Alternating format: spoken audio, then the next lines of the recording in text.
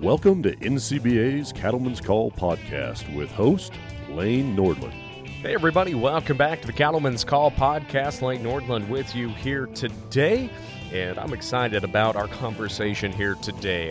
Every year, we of course recognize the regional winners of the Environmental Stewardship Award program.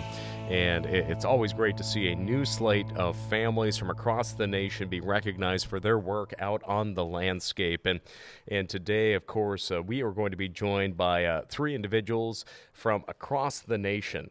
Just a quick introduction of who's joining us here today. Mark Overstreet with M&D Overstreet Ranch in Kathleen, Florida. Mr. Bob McCann is joining us with McFadden Ranch in Victoria, Texas. And, well, it's a few hours away from me in Montana, but Greg Gardner with G&G Livestock and Cathy Cattle Company out of Polson, Montana, are joining us here today. Of course, they are the 2025 Environmental Stewardship Award regional winners for Regions 2, 4, and 5. And, you know, ESAP would not be possible without the support of our generous donors and sponsors of this award. We just want to give a shout out to the Natural Resources Conservation Service, Corteva Agriscience, and the U.S. Fish and Wildlife Service for their continued support of the ESAP program. But, gentlemen, welcome to the Cattleman's Call podcast. We're here today actually having our conversation in San Diego, California, where you and three other regional winners are recognized during the summer meeting of the cattle industry. And first off, Bob, welcome to the podcast.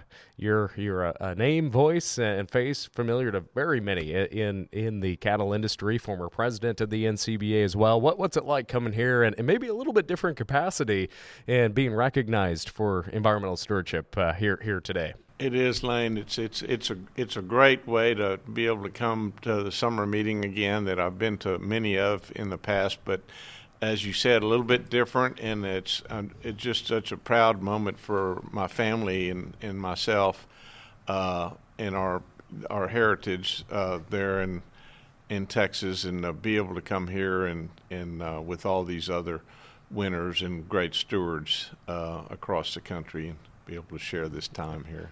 Well, like I said, it's always exciting just to see these family operations and hear the different struggles that they've went through, but also the successes and everything they've gone through as well. So, Bob, thanks for joining us, and Greg joining us. Like I said, it's a little, I'm near Great Falls. It's a little bit of a drive for me to Polson there. Beautiful country up in your neck of the woods, but what's it be like to come down here and meet all these other regional winners that we're all in the cattle business together, but we're doing things just maybe a little bit differently? Yeah, sure. It's a great honor to be included in this exclusive group.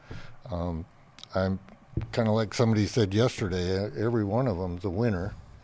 So it's good to be here, and it's opened my eyes a lot to NCBA and getting to travel. Yeah. So It's fun to bring my wife and my daughter to the convention. Yep. Well, thanks for joining us, and Mark from Florida is joining us here today as well. Mark, what's the experience been like so far, and the recognition that you and your family have received for your work in the cattle business? Well, it started off with, I won the county in Florida, then I won the state, and then they said you're in the running for the regional, and I was like, I can't believe this. This is just great. This is beyond anything I ever dreamed, because they a group of guys or people nominated me, and of course here I am. But to be with these class of guys, these families, it's a great honor, humbling. It really is. They call me the mouth of the South, but it's actually humbled me that I'm here with such greatness. You know what I mean? Yep. My place in Florida, we've been there a long time. Of course, every one of these ranches, they've got fourth and fifth, sixth generations, So I can't say, I've been there longer than anybody. No. We're all very unique in what we do. And I was reading this piece of paper a while ago about the wildlife and stuff, and we're all totally different in what we have to put up with,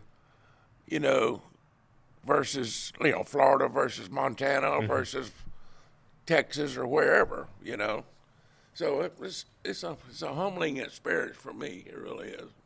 Well, and again, like I said, there's always challenges, but also opportunities on all of our operations across the countryside, and being able to highlight the work that producers put in. And sometimes it's hard to talk about your own operation, and it's hard to share all of the frustration that maybe has gone into making improvements, or the time it takes to go into the NRCS office or other collaborators out there. It takes time, and it doesn't happen overnight. And that's one thing I just hope that our listeners of the podcast can gain is never give up, and it's okay to try things and try to be successful while doing it and try to be profitable as well. But Mark, as you mentioned too, wildlife, that's where we kind of want to take this conversation to. Wildlife, maybe species and invasive species, native species. We all have different challenges, and of course, I'm familiar with the challenges that Greg faces in Montana, or the opportunities, however we want to present that too. And Greg, I'll start with you first. Over there in western Montana, I always, everyone always pictures Montana as being mountains and everything, and I'm like, well, that's only about a quarter of the state. Out in God's country on the flatlands, that's where everything is. But all kidding aside. Let's just give a quick preview of your family operation over there, and what it's been like. Some of the challenges that your ranch and the lands that you graze on you've faced over the years, and in terms of maybe invasive species, whether that's grasses, weeds, and then we can talk wildlife later. Okay, yeah, we bought the ranch in 1990. Lynn and I did, with help of her parents, John and Betty Gordon, from Cascade, Montana. And Brittany and her husband came onto the ranch in 2010. So we're all working as one. We're two entities, but Lynn and I leased the neighbor's ranch and then leased our ranch to the kids. And we're cow-calf. What is that dynamic like, having, two different businesses and two, you're supporting two families there? What has that been like? Well, until we leased the neighbor's ranch, it would have been difficult. But Brittany's husband is a crop duster also. So he's got that side income, so he's diversified. And so we all work it as a family, and we have one or two hired men that help us and their families. So what are your pastures? What are your forages mainly over there in that part of Montana? What are some of the grazing challenges you have depending on the year, and what's moisture been like for you over this year? The moisture the last 5 years we're in a drought. So when we normally want to do a rest rotation on our grazing, and like this year, I think it's just going to be a deferred grazing. And for species, rough fescue, Idaho fescue, blue bunch wheatgrass, slender wheatgrass, intermediate wheatgrass, and we try to not feed our cattle in the winter until up to calving. We feed them cake or a protein pellet, and sometimes that does not work because of snow. Yeah. But other than that, as far as invasive species, we have a lot of weeds in western Montana. Of course, knapweed, Dalmatian toadflax, leafy spurge, sulfur cinquefoil, just about everything you can talk about. And now we're getting rush skeleton weed, which is a really bad one. And then as grass species, ventonata is coming in, and cheatgrass is showing up a lot worse because of the drought. Yep. So we're trying Rejuvra, a product, on that. It works. Does it? It works. We want to try that on the cheatgrass and the ventonata. Yep.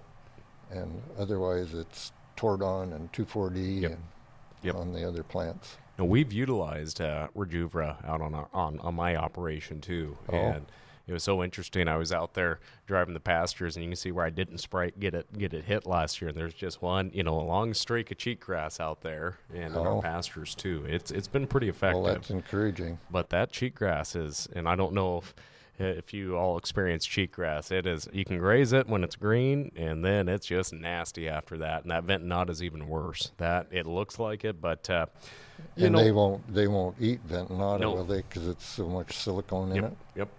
Yeah. So, what's it been like though, leasing another ranch that maybe hasn't been?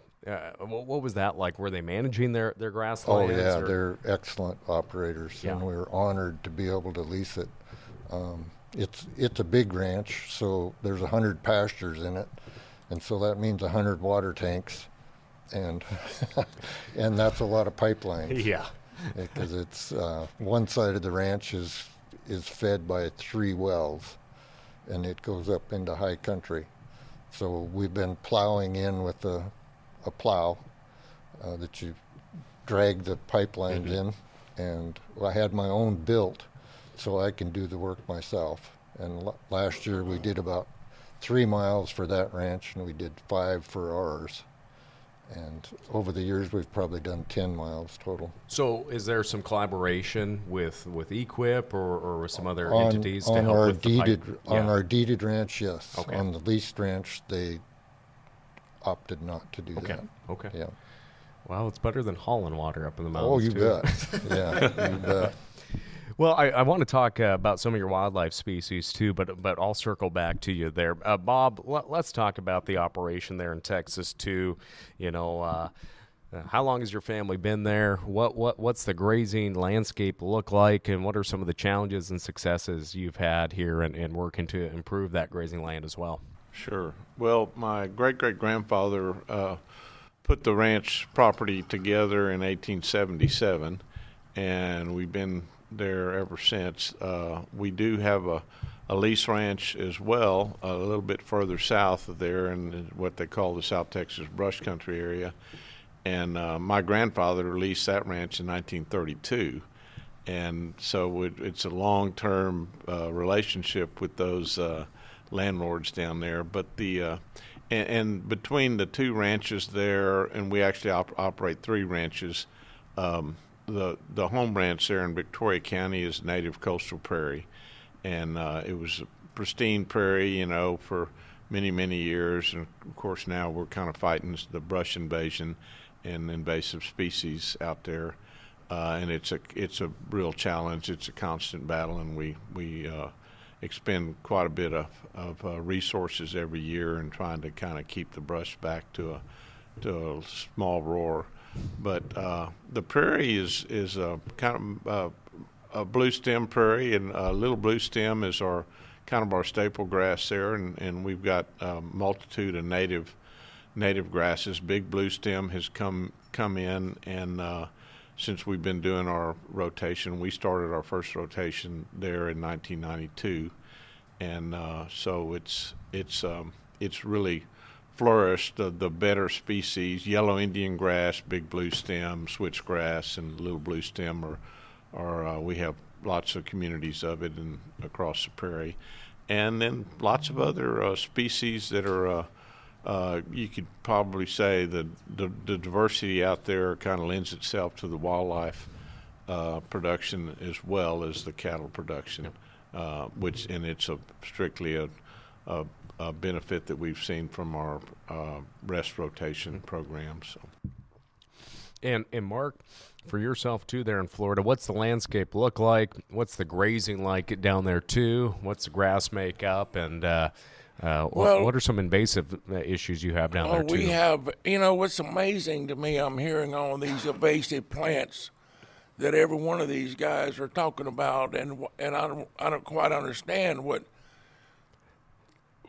There's things out there at my place, and of course their places too, that weren't there when we were kids. But now we're dealing with where's all this stuff coming from? Well, I can tell you part of our problem is we have a thing called a Kogan grass.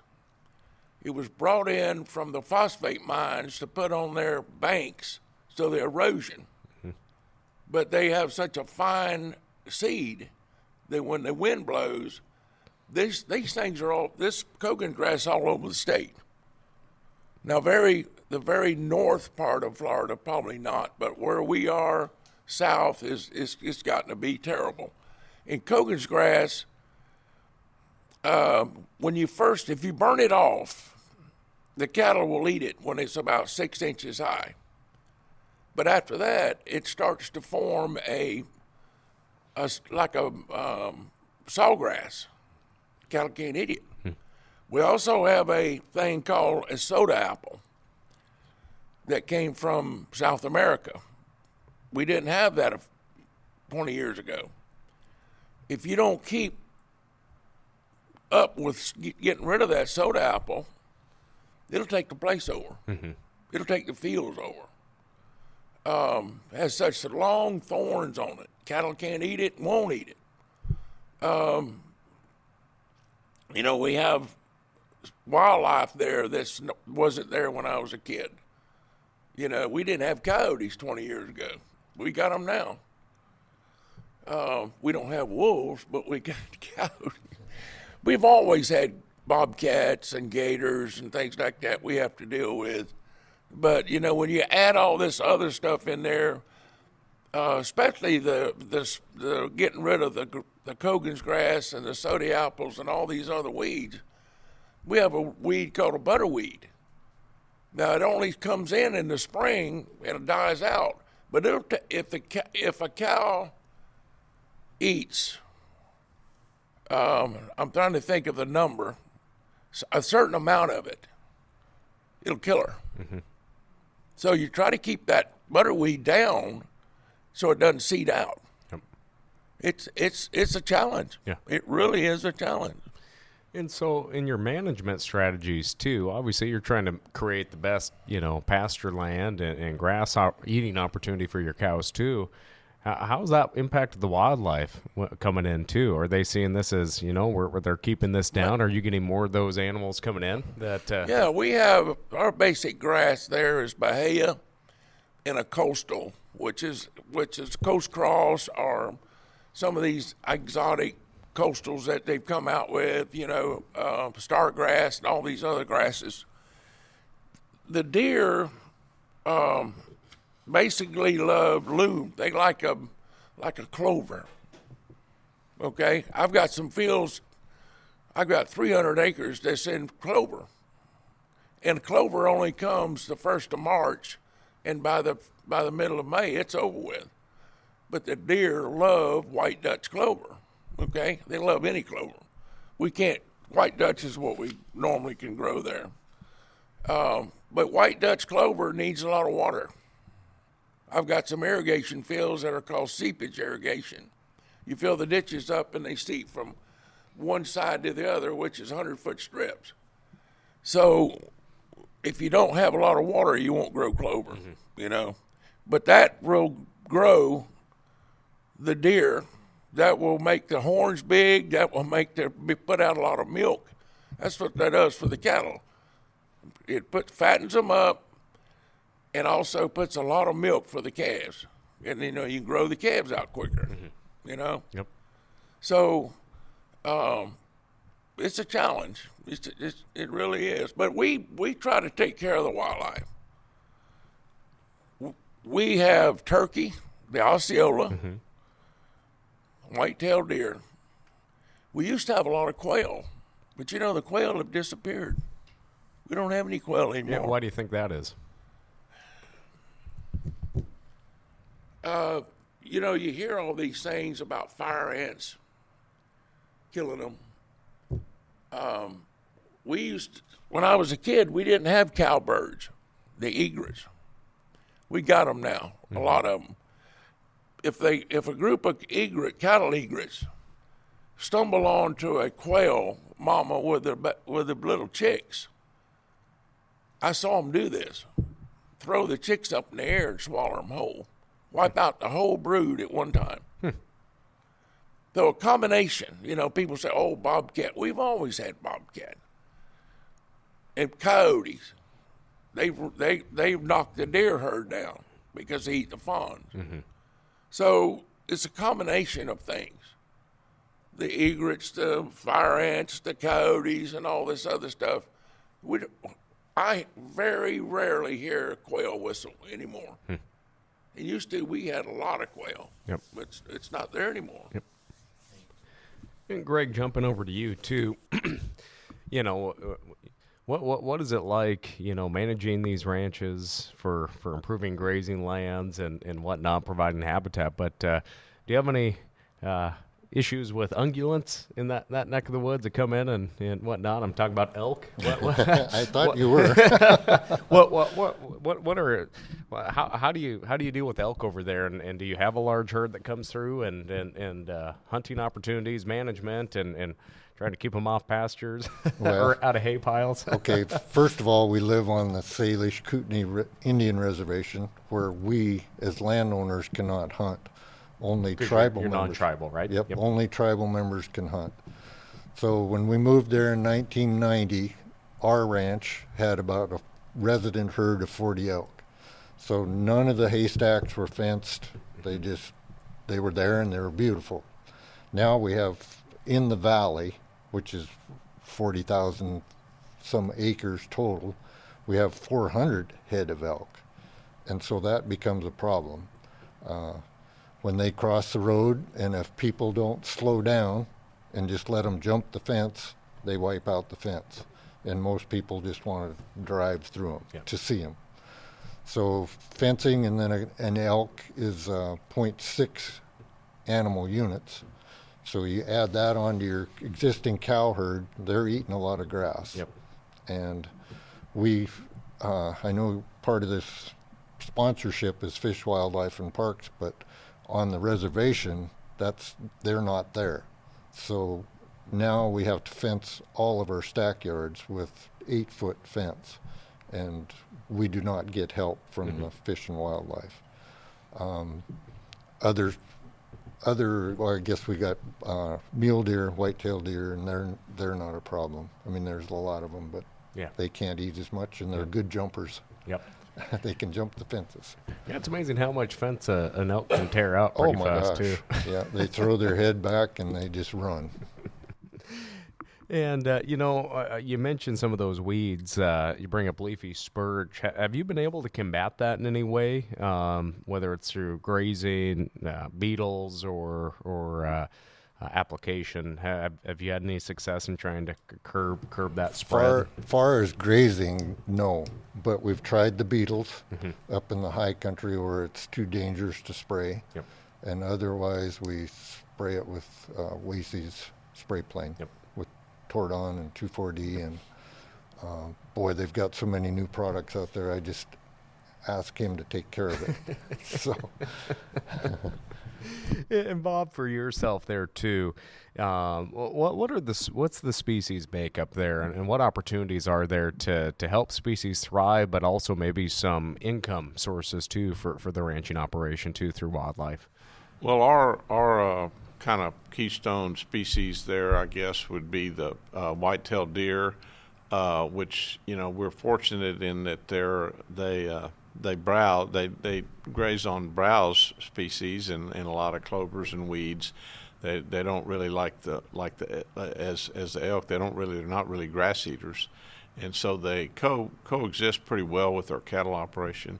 And our other marquee species there is bobwhite quail, and we manage and have kind of integrate our management for bobwhite quail and with our cattle operation, and what our grazing management has done there is kind of provided better nesting cover for the birds. And as Mr. Overstreet was talking about, everything tries to eat a quail and a baby quail all the time. So it's just the more we can do to kind of provide them some good nesting cover, I think we help a lot there. And that's those two species are kind of what drives the recreational hunting market in our part of the world, plus the wild turkeys. And my father did the first hunting lease in 1973 down there, and it's kind of been part of our enterprise ever since. Some places we do it differently than other ranches, but it's definitely a good supplemental income for our operation to be able to kind of afford to do all the improvements that we need to make and the different investments that we have to do on fighting brush control and different things like that.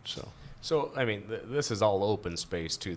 Are these fences, or this is open space? Most of it's open. We do have some brush country that it gets pretty thick. The brush, and we've got scrub brush, and we've got weesatch, which is turns into a tree. It's a very fast growing tree, and it's invasive. Yeah.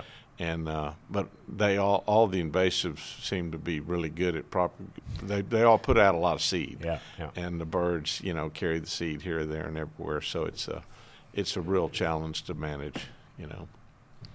So the three of you here, you come from different parts of the nation too, and that's why I love just learning more about. And again, we're in the same state, but we have a whole little different topography and issues that we face there too.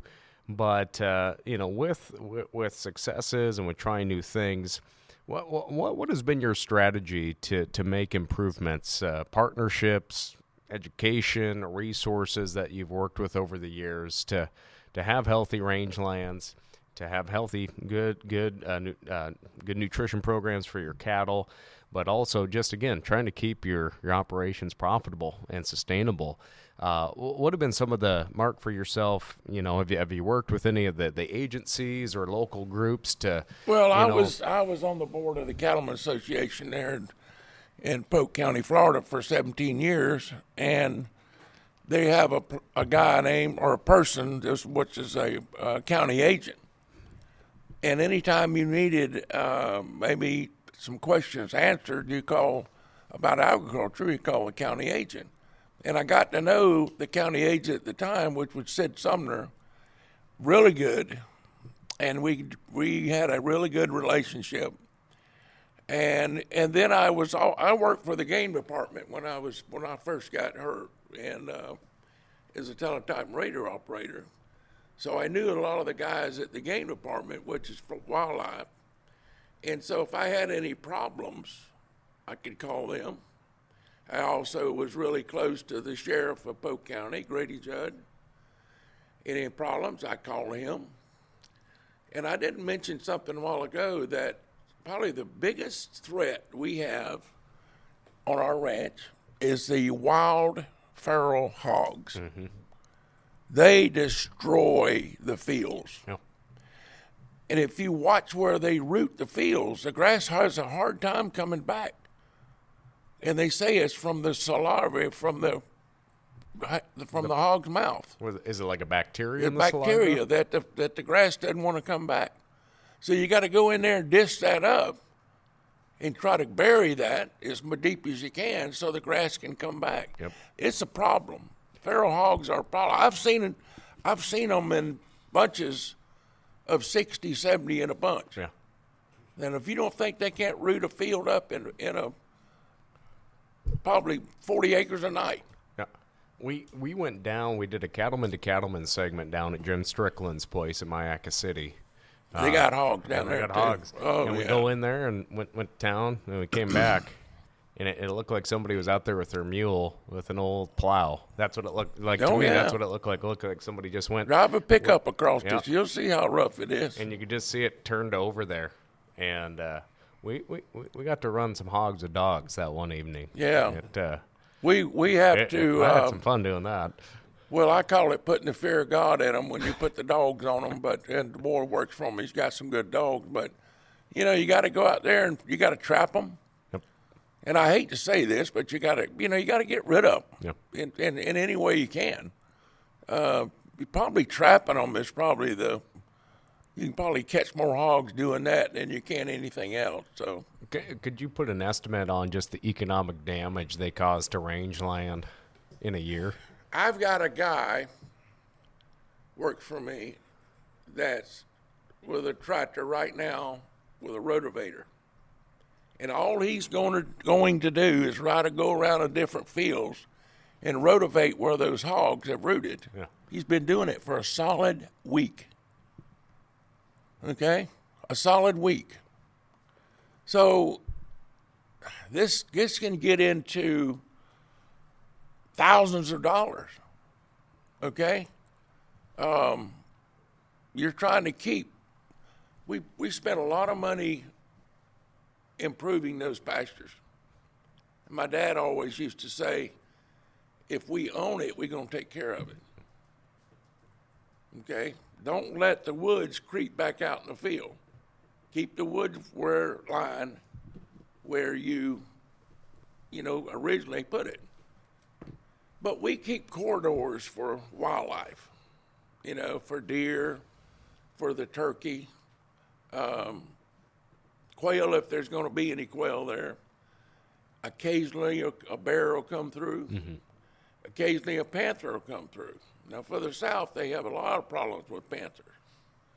We don't have the problem that they do down south. Now we do with bears because they come into the feeders. The guys got feeders up there for deer, and they wreck the feeders.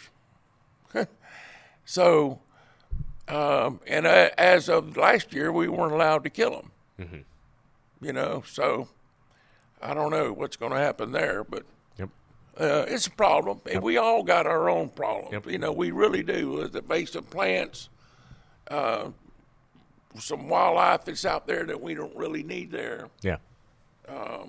So we all try to do our job. Yep.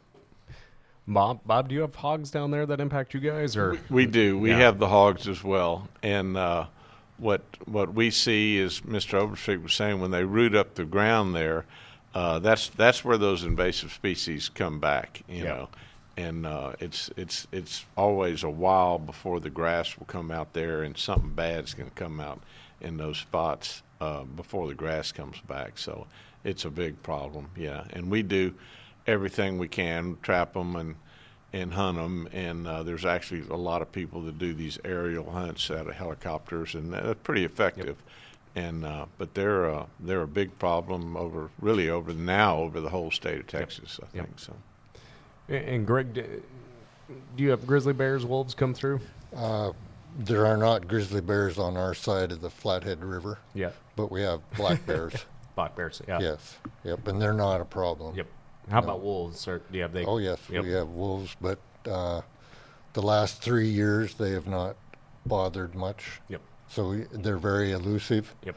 So you really don't know that you've had wolves until you wean your calves and find out how many calves are missing. Yeah. We've found carcasses and had the government trappers come out, and they aerial hunt them, and so they're like us. They prefer beef to elk. So that's what why our elk herd has grown so much. I think is the wolves have pushed the elk out of the mountains down into the flatlands. Yep. And they just don't want to go back up there. And what was that challenge like too when wolves first started coming up there? I've been around operations too where, if some of these cows see a cow dog, they freak out, and hormones go up and lose a lot of weight, especially on steers. And your pregnancy yes. rate goes way down So because their cows are disturbed. Yep. What was it like trying to balance that? And this your ranch is where you're at, and it was a long time before wolves could be managed too. Right. Yeah. So it was hard because we couldn't shoot them. You could get the government trapper to come in, and he would trap them, and then put a collar on them and turn them back out. And it takes a wolf about 2 weeks to integrate back into the pack. And at first, with the tribe, if you had a pack of 8 wolves, they could come in and take 4 of them. Now if there's a pack of 8 wolves, they can come in and take them all. Mm-hmm. So in our small area or big area, whatever it is, I've documented 42 wolves that have been taken out since 1990. Wow. And they are not small. Yeah. Some of them are 130, 140 pounds. So these aren't the original timber wolves that they used, that our right. grandpas dealt with. These are Canadian. And they get close to buildings. My daughter's place is a mile from ours, and they killed a yearling heifer within sight of their house. Oh, wow. And You don't know it until morning. Yep. So. They do pretty good job of cleaning stuff up, Oh, too. they do. Yes, they do. The similar question to what I asked Mark. I know you mentioned on your private ground you've worked with agencies and whatnot to make improvements. Who are some mentors or resources you've used to be successful? Okay. Yep, the NRCS is great. Their equip programs, we use that a lot. Both Wacy and I and Brittany, we've used it, and gosh, the stuff that we can't afford now, we can't afford to do. So we've done pipelines, we've done fencing. The kids are trying some different stuff where they have to put out birdhouses, and I've noticed the elk like to knock down birdhouses. So I see birdhouses on the ground. But other than that, they've been our main help. Yep. Is the NRCS, and then of course call your county agent and get advice. Yep. So. Bob, same question. What's it been like, working with different entities, whether it's agencies or extension or, again, mentors, too? I'm going to come back and ask about mentors, too, of both you guys. But Sure. What's that been like? Well, we worked with the NRCS a lot as well, and one of my big mentors was a man that was a retired range management specialist for the NRCS, and he helped me a lot when we first put together our grazing systems, and he was a great mentor and a great resource to be able to talk to about what I needed to do as far as grazing and grazing time periods and deferment periods and things. So he was a fellow by the name of Clifford Carter. He's still around, but he was a national grazing land specialist, and he chose to retire in our part of the world, which we were fortunate to have him. The Grazing Lands Coalition group down in Texas, and they have a chapter in Victoria County in our part of the world, and they've been great to work with, and we've been very active with them as well. And Texas Parks and Wildlife Agency, which is our state game agency there, and they've helped us a lot. All of those organizations, I think if they're trying to create a good relationship with private landowners, it seems to work, and they can be very, very helpful. Another one that I'd have to mention is an organization called Quail Forever, that the funding a lot of the funding for brush control and things, they've helped us with on some cost share programs, which, honestly, would have been very, very difficult for us to do on our own, and get things done a little quicker with some of these cost share programs and the technical assistance that comes along with it, so. Yeah, the Grazing Lands Coalition, that started in Montana, by the way, back in the day. And I serve on the board in Montana. Yeah. Bob Lee. Yes. Past ESAP national winner and a Montana winner, too. Very active on the national board. And, so there's a lot of resources out there, too. And I guess that might lead into my next point is what words of encouragement do you have to that next generation of producers, whether they're multi-generational on their operation or the first generation coming onto an operation? What words of encouragement do you have for them about not being afraid to go to a meeting or go to a workshop that they might feel a little uncomfortable about, to not be afraid to raise their hand or take the presenter aside and ask questions? What encouragement or words of advice do you have for that next generation of producer out there, whether they're, again, multi-generational or new into the business? Mark, do you have any thoughts there? Yeah. The next generation that will take over has to, as you say, not be afraid to raise their hand and ask questions and speak out. I was blessed with the nerve to be able to get up and talk to people and not be too much afraid of what I'm saying. You got to be very choicey of what you're saying. But, it's hard to install into a young person, I'm saying a young person of 30 years old,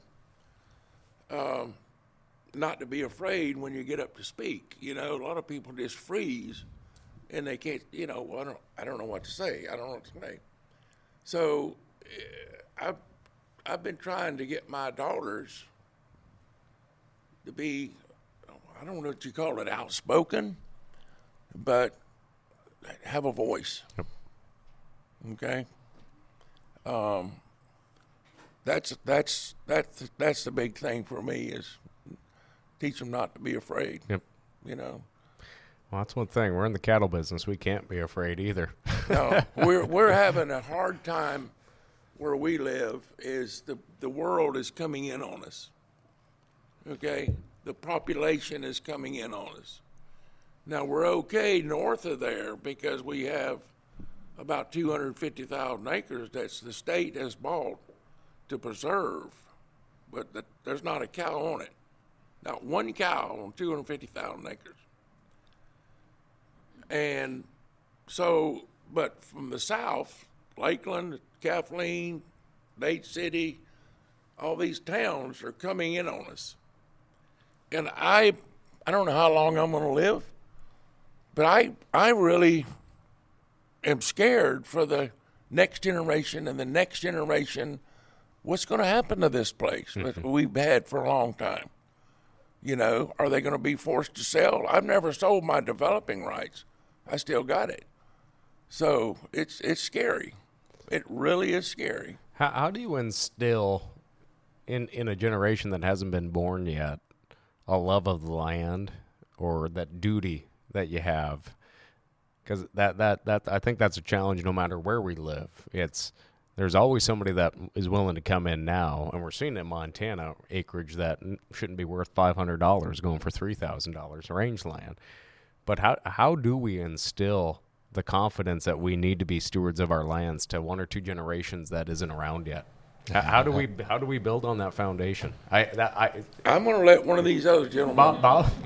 Yeah, I mean that's a great question, and that's a big challenge, And with the younger folks in my family, my children and some of my cousins' children that are involved, the best thing has been that I think they've been able to see for themselves. But the best thing is be involved in these organizations, your cattlemen organization, your grazing land organization, your wildlife organizations. Be involved with those organizations, and as Mr. Overstreet said, speak your mind and let them know, and be optimistic about the future.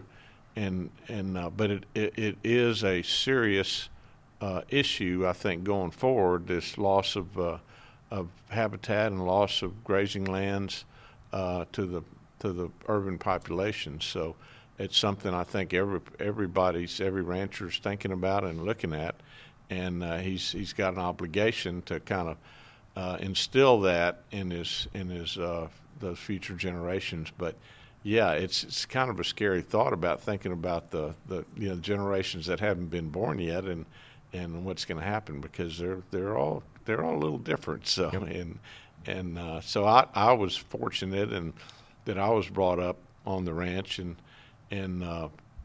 worked there my whole life, and my father as well, and my grandfather, and all through the generations. So I think that part of that is these younger generations seeing that and seeing the obligation and the passion that different generations have for the property and taking care of the property, and just like this program here, yep. When you're able to showcase all these great stewards across the country, it kind of sinks in with some of these younger folks. So, well, an operation has to be profitable too. Right. That's right. I mean, we're seeing prices right now that it's enjoyable being a cow-calf producer right now. Yeah. But, I think that's always the equation, too, is how we're going to keep paying for things. Yes. How do we expand? How do we stay in business? But, again, that also comes back to what we're talking about here today, environmental stewardship. That comes into the profitability equation as well. Greg, same thing. How do you instill that next generation pride in the operation and duty to not only cattle but land health? Right. Yeah, well, we've got 3 grandchildren, and Brittany has 1 2-year-old, and Brittany's on the ranch full time, and that little girl is with her all day long in the four-wheeler or whatever. And if we saddle a horse, we've got to saddle a horse for her. And so they just learn from watching. Yep. You know, like calving time, the ranch kids learn about death right up front. So they understand what's going on, and they bottle feed the calves that we have, and gosh, they're all just involved. And hopefully they're watching what Lynn and I are doing and what Brittany and her Wacy are doing, and hopefully 2 or 3 of them will come back to the ranch. And like Mark was saying, I was going to ask, can you put a conservation easement on your property so that it can't ever be developed? You can. You're going to get paid about 60 to 70% of the value of the land up front. But then also you've taken away the value of the land if you need to sell something, if that conservation easement is put on there, then you're done. It's all agricultural. Right. So I've kept it off because I didn't have the money to do that. So, but anyway, that's what we've done. So. Have you guys done easements? We've just done a small conservation easement on what's called Black Canyon, and it's a unique area, so it's only 250 acres, I think. But it'll just keep anybody from ever building a house on it. Yeah, we did a show podcast last year on easements. It was with some of the state GLC leaders, and it was a very, very good conversation. You know, I truly have a mixed opinion on easements because, I mean, I couldn't tell you if they're good or bad. It's for a person's situation or whatever they're looking at, too. But for our friends listening, we actually filmed that one, too. That's a really good podcast that we did discussing easements there, too. But Bob, are easements big down there? They are, and I was involved with the land trust. We formed an agricultural land trust in Texas a number of years ago, and I was involved with that. We have not put any easements on our property as of yet, but it is good to know that that's available, that's an option for the family at some point if they choose to do so. But and we have not, for the same reasons that Mr. Overstreet mentioned. We just kind of, we're a little bit afraid to what we would be saddling the future generations with, and not being able to liquidate something if they had to, you know. Yeah. And but they've in certain situations, I think they've proved to be very beneficial to a lot of families, and it just kind of depending on what your situation is. So. And it was the land trust that we had on, land trust that we had on there from Texas and California. Very, very interesting conversation that we had. But I know it's been a long few days here for you. You get recognized at lunch. So that's a little bit in between there. But hopefully, got your nerves shaken out here having to sit down with me this morning before they make you go on stage. You got to give a speech on stage today. We'll let Mark do I'm that. joking. I don't think. Let me tell you a quick story. When I first got picked to go on a jury, we all sit inside and we talked and said, we've got to elect a jury foreman. Uh-huh. This guy said, and he said, no, I don't think so. I said, why is that? He pointed and said, Mr. Overstreet's going to be our jury foreman. We don't have to worry about it. He can talk. Yeah. I've only been called to jury duty once, and that was last year, right in the middle of haying. And I did change my clothes. I'd been bailing, and I went in just in time to go, and everyone's getting off because they had vacation booked and everything like that. And I stood up, sir, why can't you serve? I'm like, I'm in the middle of bailing right now. And I had to explain to the judge in Cascade County, Montana. And he goes, well, can't you? This is just going to take 3 days, no more than 4. And I'm like, I said, I got hay down right now. And that trial had been pushed back several months, too. They kept deferring it. And I even said, I'll take a picture. I didn't have to. He let me off, but I didn't get off. I had to serve.